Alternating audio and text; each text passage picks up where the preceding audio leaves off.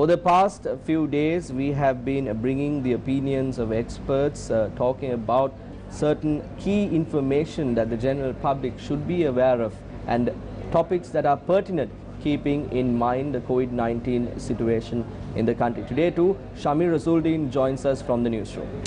Thank you very much, Chaturanga. Today on the show, we have Dr. Sajeevan Amarasinghe, Secretary of the Sri Lanka College of Psychiatrists, to talk about mental health versus COVID-19. Stay connected, stay with News First. We will join you right now.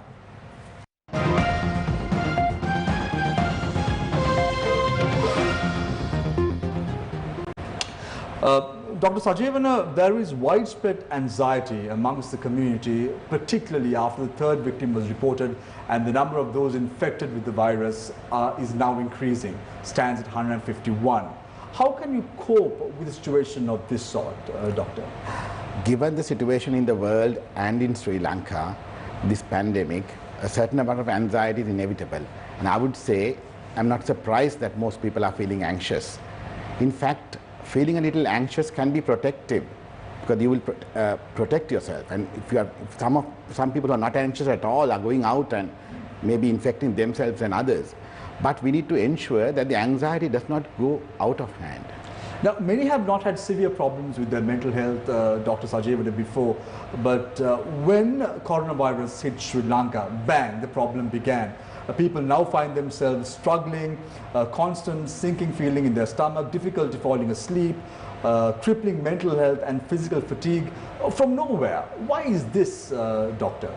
Yeah, what you describe are the symptoms of anxiety. Right? So sometimes in addition they might be getting palpitations, difficulty in breathing. Sometimes they might get, they might be feeling edgy all the time, and they may be irritable, and these are symptoms of anxiety. And as I said, we can limit it to some extent. A certain amount of anxiety is normal, but if it is going overboard, there are certain things that we can do to control this. And one of the things is perhaps do not worry about things that are beyond our control. And a lot of people, about the pandemic, the numbers that are dying and the number of cases, these things are beyond our control. And if we spend all our time surfing the internet, looking at the social media,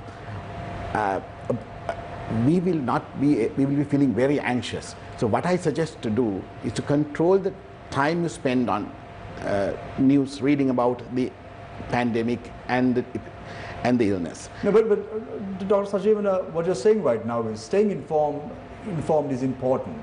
But as mental health experts like you suggest otherwise. You all say that obsessively checking on news is also not the way to go about, isn't it? Definitely, we need to stay informed. We need to get the facts right. And one cause of anxiety is these myths that are flying around in social media, all kinds of stories about the way it's spread. So we need to get the facts right, look at a proper website, the WHO or the Ministry of Health, or a very reliable source. But we should not spend all our time looking at the news. We should limit the time that we spend looking at the news, and we should get back and structure our day. And we should try to get back to our hobbies and leisure activities as much as possible. Maybe do a little bit of exercise. I know it's cooped up inside the house, but we can do a little gardening, exercise at the house, talk with your family. And also, while we are being physically distanced, now we talk about social distancing, but I feel it's a misnomer. What we need is the physical distancing, right? We can stay socially connected through the phones, right? Through social media apps. We can actually talk to friends and relatives and try to spend your day in a productive way. Dr. Sajeevan, there is a rise in domestic violence in countries like China. The divorce rates have hiked up, and you expect when people are staying at home things to be good and the relationship to be much more stronger than ever, but this is not the case. Yes, the possibility, domestic violence and divorce, they've already all been there. And how can divorce and domestic violence increase during this time? One possibility is that, when the family is at home, all family members are tensed up. They're all nervous and tensed up. You become irritable more than usual. and sometimes you get angry for things that you don't get angry usually. So in this situation, there can, domestic arguments can flare up. So what I suggest is that you need to understand this, and if one person is getting angry, the other person needs to understand, okay, he's tense these days, and take a step back and talk about it maybe when things are a little bit settled and calmer. It's important to give in. Yes, I think one person has to, if both get angry at the same time, there's going to be a flare up. So if one is angry, the other person needs to step back a little bit and maybe wait till the other person calms down, because you need to understand that everybody is edgy and nervous at this time. Dr. Sajivana, children are the future prospects of this island nation, and this is not a normal lockdown. This is a lockdown due to a pandemic. They're at home. What is the advice you have for the parents to look after their children in a situation of this sort? Because at the end of the day, children are being pressurized a lot at home these days. I think the first thing is we need to educate the children. We need to tell them age-appropriate manner what this is about, right? And tell them the true facts about the illness. I mean, and tell them that the mortality is not as high as people think. It's only 3% of the people die. So we need to reassure them and educate them as much as possible. Secondly, we need to give them more attention and more of your time. This is actually a golden opportunity for us to spend more time with the children. Thirdly, we need to structure their day. They have stopped classes, they have stopped their school. So we need to structure their day. Give some time for everything. Specific time for studying, a specific time for watching television, and also maybe arrange some games and recreation at home. Dr. Sajivana, with the numbers rising now, people generally are of the opinion that they are next, that they are going to be engulfed with the virus next, and they are the victim next. What is the message you have for individuals of that sort? That's what I told you. There are certain things we can't control, but what can we do? Just concentrate on things that we can control. So we can wash our hands, we can keep the physical distance, so we can do what we can to prevent us getting it. I mean, certain things are beyond our control. Dr. Sajivana, we've been discussing this right throughout this show over the last few days, the social stigma surrounding COVID-19, people hiding facts, not coming out and saying, I have the symptoms. They wait until the last minute to seek medical advice, and then invariably infect the others as well around them. What is the process that we should adhere to?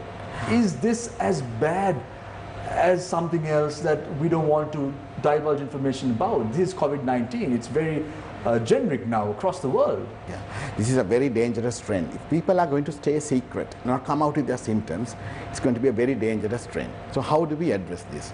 I think we need to break the stigma, we need to give the facts correctly, the true scientific facts about the illness.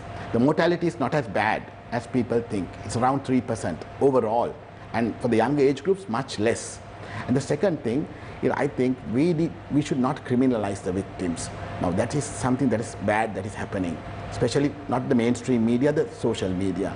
I mean, we have seen a few people who have done, dodged quarantine, not told their symptoms, but the vast majority have not done that. So we should understand that this is an illness and that these people have not done any wrong. Because if we create a situation where people hide their symptoms, are scared to say that they are ill, that is going to be very dangerous. And I think one way where we can break the stigma, I think we have seen in the Great Britain, we saw the Prime Minister coming out and tell that he's got coronavirus, and that really normalizes it. And even in Sri Lanka, in fact, one of our dear friends, a very famous physician, he came out on social media and said that I've got coronavirus, and then he made another post that I've got better. So that sort of thing, where a famous person comes out and tells that he's got ill, it actually will help to break the stigma. So what you're trying to say is, Doctor, the community at large should not shoot the messenger because they don't like the message. Definitely, yes. Yeah. What is the way forward? What is the warning you have for the public in a situation of this sort, Doctor? Do you think we have to fear, or do you think that we are on track and Sri Lanka is getting better? What is the message you have? There's a lot of uncertainty. And as I said, fear, a certain amount of fear is inevitable. But I think We need not worry about things that it's beyond our control. The government is handling the issue. So far Sri Lanka is still, there's no community spread. The cases are still limited to households, family clusters. There's no evidence of community spread. So hopefully with all the measures that the government has put in, hopefully we should be able to control it at this level.